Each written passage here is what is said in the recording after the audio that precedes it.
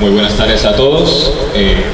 Mientras se va proyectando la diapositiva, me presento. Mi nombre es Moisés Carazo, estudiante del programa de Historia de la Universidad de Cartagena, y pues el día de hoy vamos a hablar, ya lo verán en la diapositiva, sobre religiosidad, inmoralidad y suicidio en la vida conventual de Cartagena de Indias durante el siglo XVIII, el caso de Esteban Sobrino.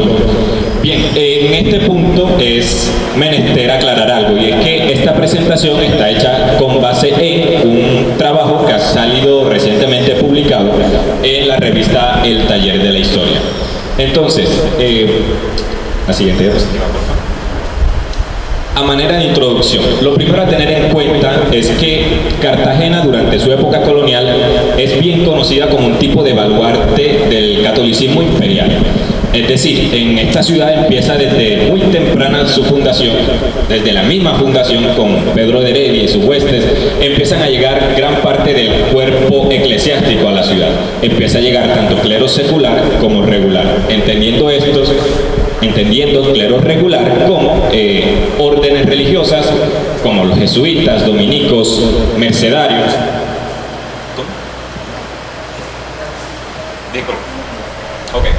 Como mercedarios, entre otras órdenes religiosas, y clero secular como los sacerdotes pues, de la parroquia del pueblo, la parroquia del barrio, en fin. Entonces,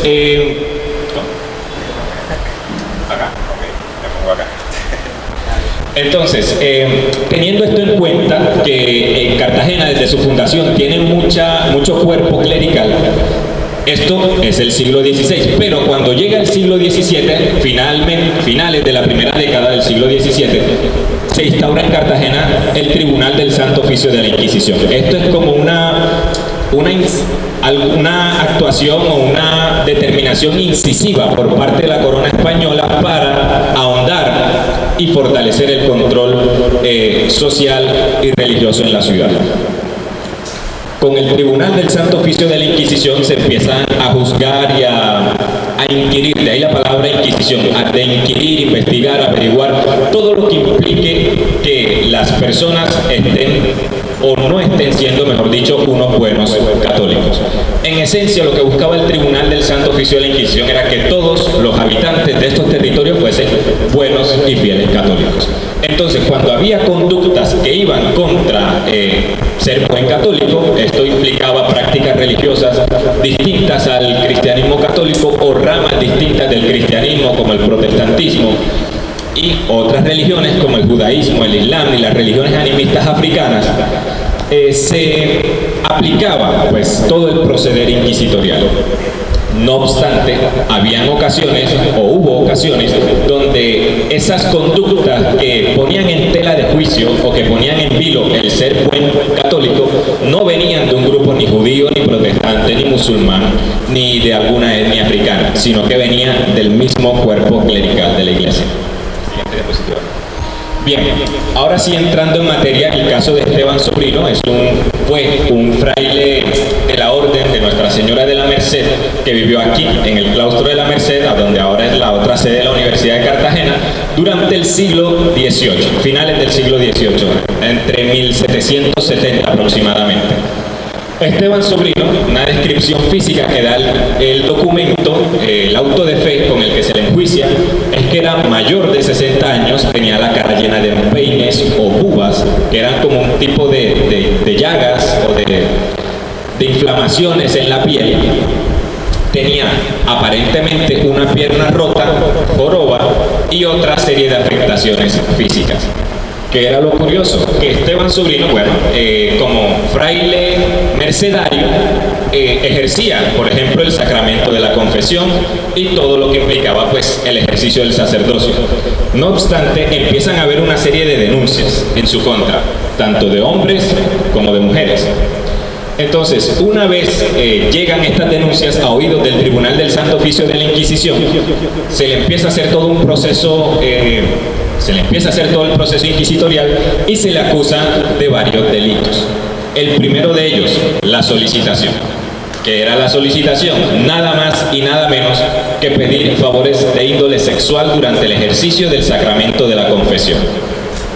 Entonces, estas denuncias provenían tanto de hombres jóvenes como de mujeres jóvenes. Más de 6 denuncias había por el tema de la solicitación en su contra. Segundo, la sodomía. Cuando llega a oídos de la Inquisición que Esteban Sobrino está incurriendo en el delito de la solicitación, a él se le recluye, se le encarcela dentro de una celda de su mismo claustro, ahí mismo en la Merced. ¿Qué pasa?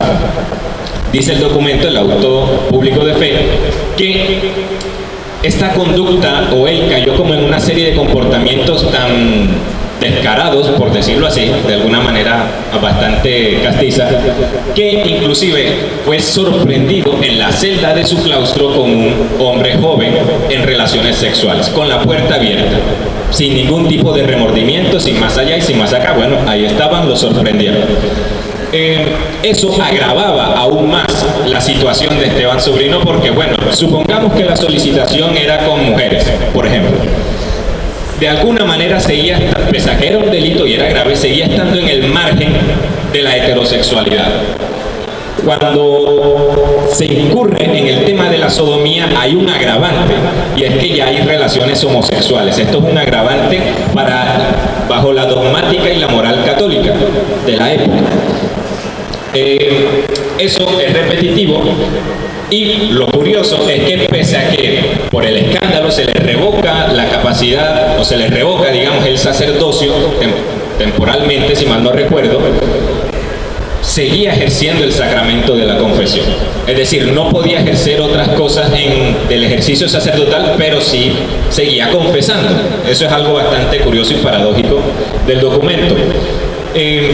La confesión, vale la pena aclarar que era justamente durante ella que se cometía el delito de la solicitación.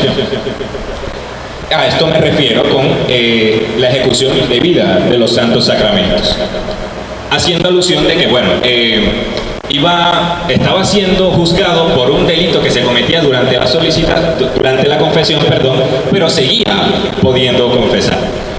Y lo último es el suicidio. Una vez el caso escala tanto que ya obviamente ya no lo pueden tener dentro de su mismo claustro, lo llevan a las cárceles de la Inquisición.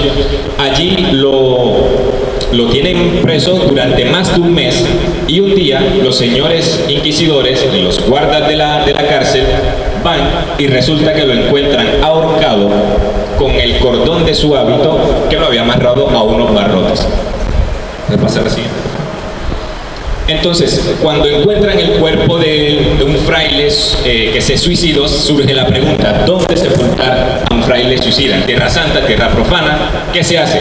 Bueno, en ese sentido, de hecho, se formó todo un debate teológico en torno a qué hacer por esta situación.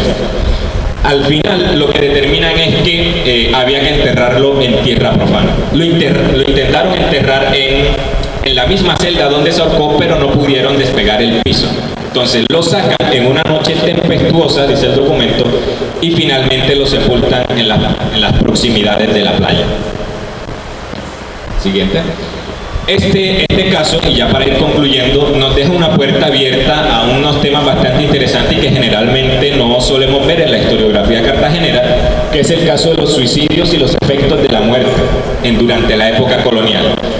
¿Qué pasaba en estos casos de suicidio? ¿Qué pasaba en la muerte en general? ¿Cómo era todo el andamiaje de sepultura? Todo eso. Eso es un tema bastante interesante que ha sido un poco trasegado en la historiografía. Y algo curioso, y es de una de las cosas que más me llamó la atención de este documento y de este caso, es que dice que cuando se estaba haciendo todo este proceso con Esteban Sobrino, una vez que lo encuentran ahorcado, dice el autor del documento, que por esos días de finales del siglo XVIII eran muy comunes los ahorcamientos en la ciudad.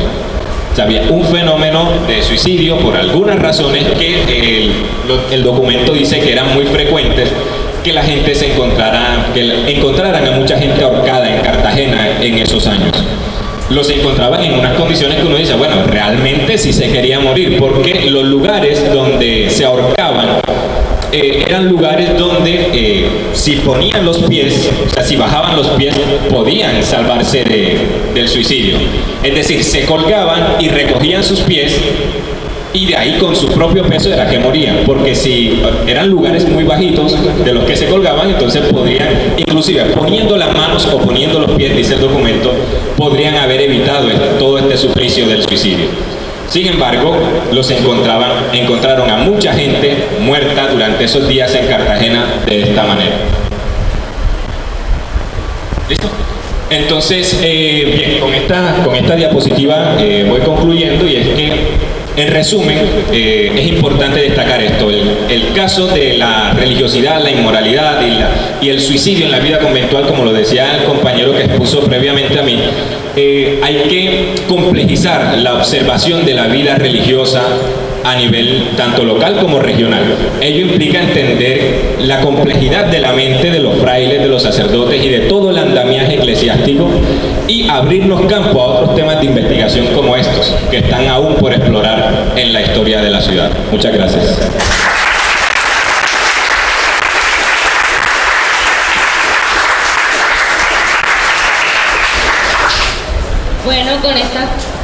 Con estas ponencias concluimos el día de hoy. Le damos gracias a los presentadores. No hay tiempo para preguntas, así es que muchas gracias y los invitamos mañana. Dos preguntas. Bueno.